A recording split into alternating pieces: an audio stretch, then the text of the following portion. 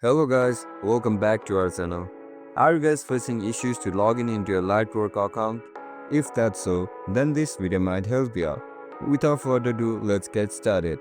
First of all, open Lightworks software in your laptop device. Once you open the app, now select the first option. I have already created an account. If you haven't created your account, then make sure to check out our guide on how to create an account on Lightworks. Select the first option and click on next.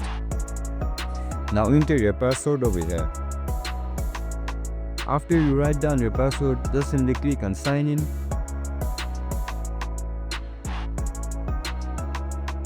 Now click on next.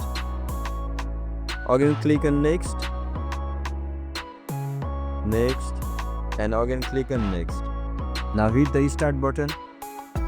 And that's it guys, that's how we're gonna log in into your account in Lightworks app. If you guys found this video helpful, don't forget to like, share and subscribe to our channel. See you in the next one. Bye bye.